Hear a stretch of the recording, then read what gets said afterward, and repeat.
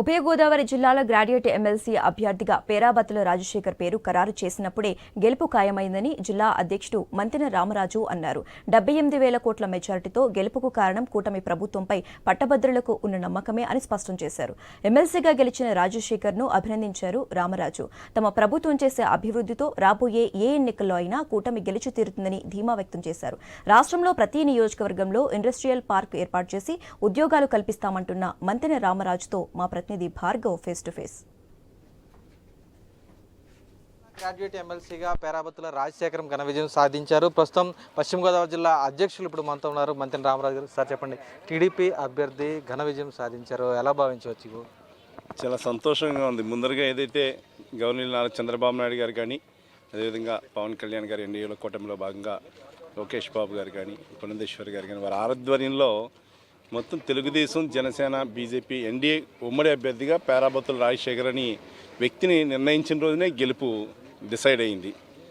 ఈరోజు సుమారుగా 78,000 మెజారిటీతోటి గెలుపొందడం జరిగింది. దీనికి ముఖ్యంగా తెలుగుదేశం పార్టీ నాయకులు కానీ, జనసేన కానీ, ఎన్డీఏ కూటమి నాయకులతో పాటు గ్రాడ్యుయేట్స్ అందరూ కూడా రాబోయే రోజుల్లో మన రాష్ట్ర అభివృద్ధి కోసం ఎన్డీఏ కూటమి ప్రభుత్వం కూడా పూర్తిగా ముందరికి తీసుకెళ్తుందని వాళ్ళ నమ్మకంతో ఈరోజు అత్యధిక మెజారిటీతో ఇవ్వడం జరిగింది. ముఖ్యంగా దాంతోపాటు ఉపాధ్యాయులందరూ కూడా గ్రాడ్యుయేట్స్ సంబంధించి యువత కాదు, ఉద్యోగులు కూడా అందరూ కూడా ఏకపక్షంగా ఓటింగ్ చేయడం జరిగింది. మనం ఎప్పుడు చరిత్రలో ఎప్పుడు చూడలే, మీరు చూశారు ఇన్ని రోజులు ఎప్పుడు కూడా ఇంత అత్యధిక మెజారిటీ ఈరోజు గుంటూరు, కృష్ణా కానీ, అదేవిధంగా ఉభయ గోదావరి జిల్లాలు కానీ అత్యధిక మెజారిటీతోటి చేయడం జరుగుతూ ఉంది.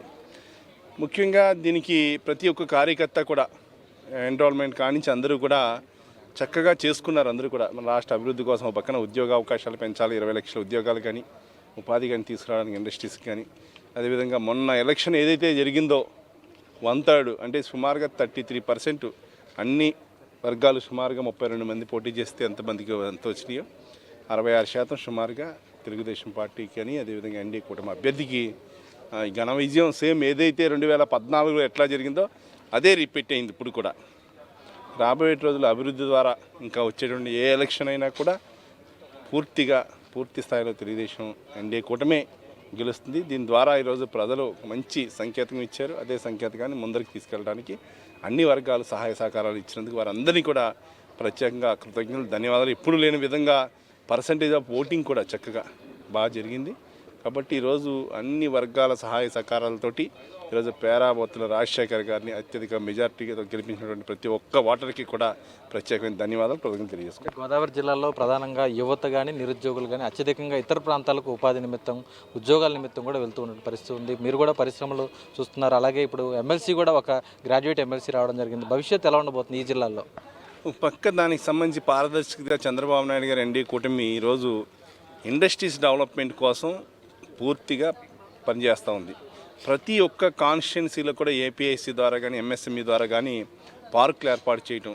గతంలో పారిశ్రామికం అంటే ఏదో ఒక రాష్ట్రంలో 4 ప్రాంతాల్లోనో, 3 ప్రాంతాల్లోనో, లేదా 2 ప్రాంతాల్లోనో గతంలో చూసాం. ఉమ్మడి ఆంధ్రప్రదేశ్ ఉన్నప్పుడు తెలంగాణ కానీ, వైజాగ్ కానీ కొన్ని పారిశ్రామికంగా వచ్చాయి.